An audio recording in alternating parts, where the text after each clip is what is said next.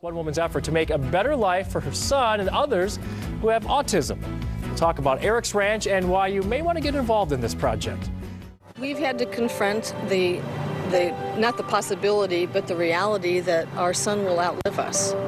The biggest heartache we have is, okay, he does outlive us. How can we find the people who will take care of him as well as we do?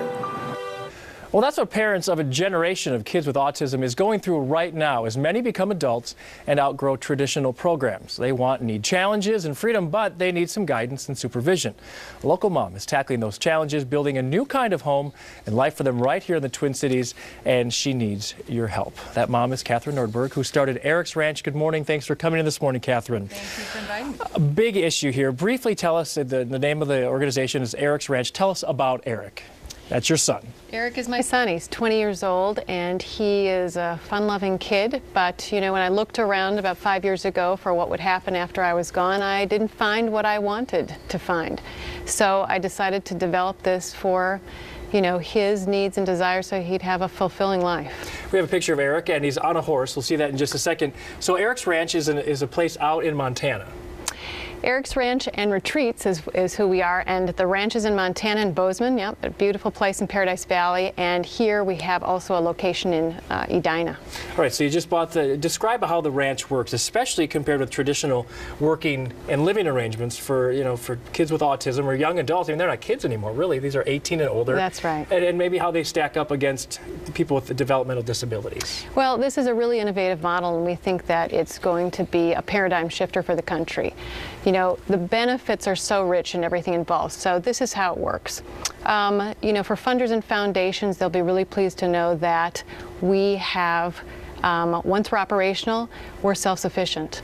For volunteer guests and residents, they have just a myriad of benefits for them. And so here's how it works, Tom. I'm going to invite you formally right now to come and be part of the pilot. All right.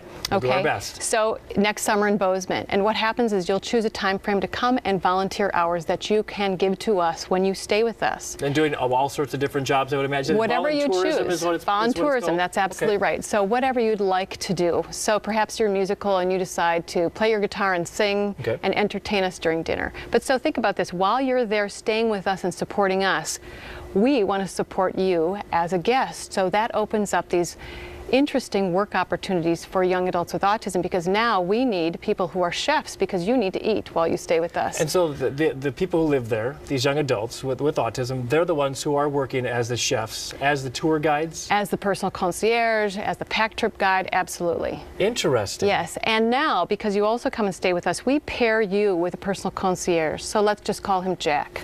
So Jack will arrange fly fishing trips for you. You may visit Jack while he's taking his riding lesson, but over the week you get to know Jack, and that's really important because young people with autism struggle often with social skills.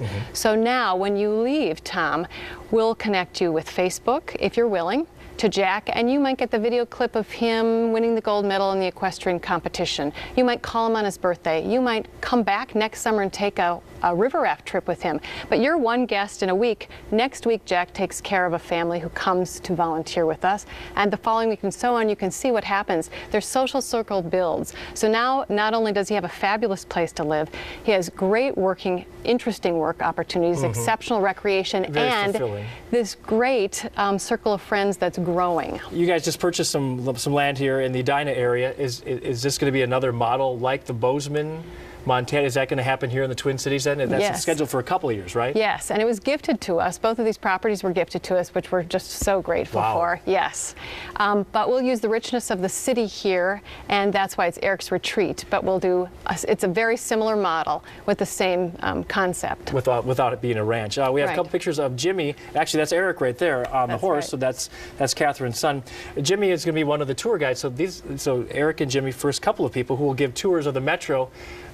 As you mentioned, tour guides, almost personal concierges as well. Yes. So Jimmy, you see, he's this remarkable artist. And if you go on his tour, this is called Erik's Minnesota Adventures, and we'll pilot that this spring. So that's a component of the model here that will launch in 2013.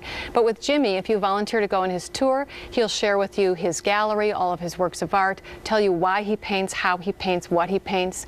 And your job, and maybe he takes you to the Minneapolis Institute of Arts and shares with you his favorite artists as well. But your job as a volunteer is to learn and enjoy. And just interact. Yes. Is really what it comes down to. That's right. How is this paid for? We have about 15 seconds real quickly, because it can't be inexpensive to have these different kinds of retreats. I know the land's gifted. Where does the money come from? We're raising money right now. We've had some great individual donors. We're talking to foundations who are really interested in our model because of the self-sustaining ability in the future. So if you want to donate, you know, it'll help us move this fast, you know, move it along faster. Well, you mentioned you really have to change a system that's been in place for a long time to do something different. So for more information on Erik's Ranch, including the programs, how to donate, as Kathryn was just talking about, go to eriksranch.org. Address should be there at the bottom of your screen. Kathryn Nordberg, CEO of Erik's Ranch and Retreats, thank you very much for being here. Thank you. I'm guessing that we'll be talking more in the future. We will. About this. So what a great program, great concept, of course. Not a surprise that it comes from Minnesota families.